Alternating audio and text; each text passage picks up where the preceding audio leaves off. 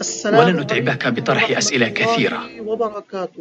میرے پیارے دوستو، آج کی اس ویڈیو میں ہم بہت ہی مزیدار انداز میں عربی سیکھنے والے ہیں۔ یہ شارٹ ویڈیو جو آپ کو اسکرین پر نظر آ رہی ہے، یہ عربی کی شارٹ ویڈیو ہے۔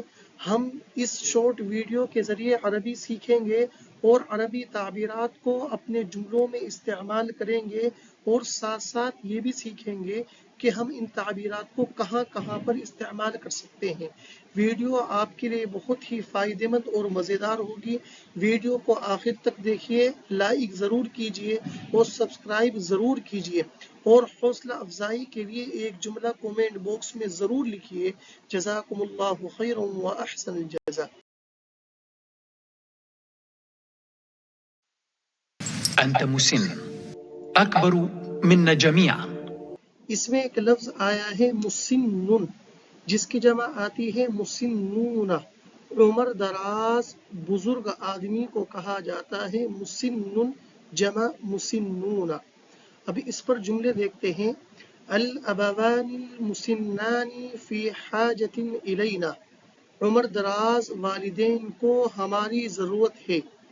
ساعدت امرأة مسنة، میں نے ایک بزرگ خاتون کی مدد کی۔ تو مسن یہ مرد کے لیے بھی استعمال ہوتا ہے اور مؤنث کے لیے بھی استعمال ہوتا ہے۔ اس جملے کا ترجمہ ہوگا انت مسن اکبر منا جمیعا، کہ آپ بزرگ ہیں، ہم میں سب سے بڑے ہیں۔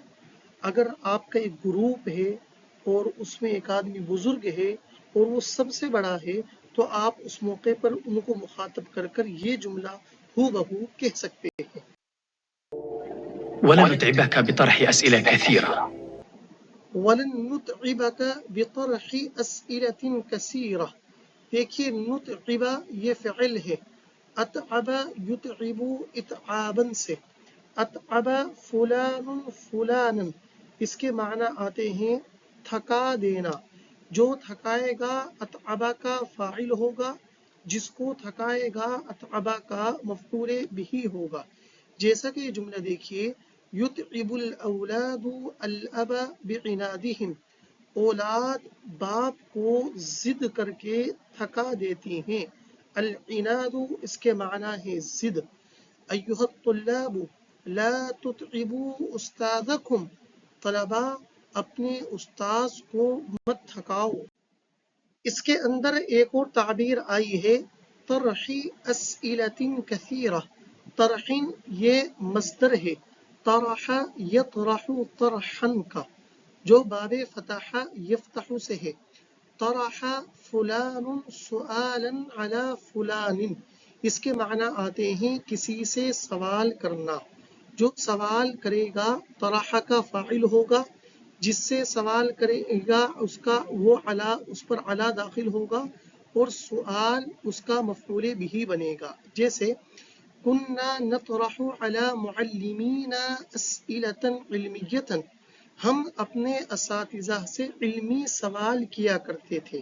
تو دیکھیے یہاں پر جو علا کا مدخول ہے المعلمین ہے، چونکہ اساتذہ سے سوال کیا کرتے تھے۔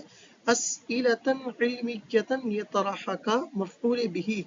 دوسرا جملہ دیکھیے، یا اخی اطرح علی سؤالا فی صندوق التعلیقات، برادرم کومنٹ باکس میں مجھ سے سوال کیجیے۔ دیکھیے مجھ سے، تو علی کا مدخول یا ضمیر علیہ، اطرح یہ فعل امر کا صیغہ ہے کہ آپ کیجیے، سؤالاً اس کا مفعول بھی ہے کہ سوال کیجیے۔ آپ سے گزارش ہے کہ کومنٹ باکس میں ضرور سوال کیجیے۔ آئیے اب اس پیراگراف کا ترجمہ دیکھتے ہیں۔ پھر ترجمے سے پہلے اسئلہ یہ سؤال کی جمع ہے، سؤال جمع اسئلۃ، اس کے معنی ہے کوشچن، سوال۔ اب دیکھیے وَلَن نُتْعِبَكَ بِطَرْحِ أَسْئِلَةٍ كَثِيرَةٍ، ہم آپ سے بہت سارے سوالات کر کے مشقت میں بالکل نہیں ڈالیں گے۔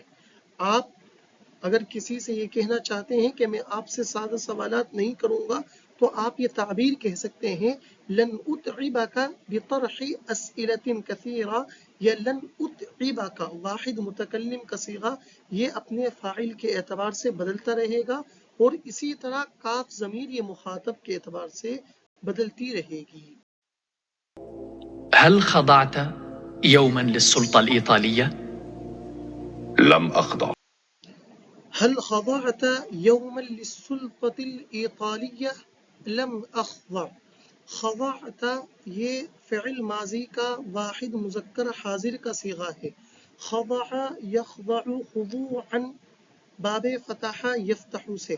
اب اس کی تعبیر نکلتی ہے خضع فلان لفلان، جس کے معنی آتے ہیں کسی کے سامنے ٹیکنا، کسی کی فرما برداری اور طاعت کو اختیار کر لینا. جیسے لا یخضع الحق للباطل، حق باطل کے سامنے گھٹنے نہیں ٹیکتا ہے. هل الدول الاسلامیة خاضعة للاحتلال، کیا اسلامی ممالک قابض کے سامنے گھٹنے ٹیکے ہوئے ہیں؟ تو آپ دونوں جملے میں غور کیجئے گا.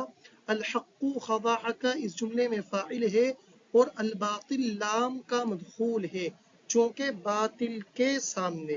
اور دوسرے جملے میں خاضعۃ صیغہ اس میں فاعل ہے اسی فعل سے، اس کے اندر ہی ضمیر ہے جو کہ الدول الاسلامیہ کی طرف لوٹے گی، اور قابض کے سامنے تو لام کا مدخول الاحتلال ہے. آئیے اب ترجمہ دیکھتے ہیں. ترجمے سے پہلے السلطہ جو اس میں لفظ آیا ہے اس کی جمع آتی ہے سلطات، جس کے معنی ہے اقتدار، پاور. حل خضعت، حل کیا، خضعت آپ نے ٹیکے، یومن کسی دن، للسلطة الإيطالية اٹلی اقتدار کے سامنے. لم اخضع انہوں نے جواب دیا میں نے نہیں ٹیکے. اب محاوری ترجمہ، کیا آپ نے اٹلی اقتدار کے سامنے کسی دن گھٹنے ٹیکے؟ نہیں، میں نے نہیں ٹیکے.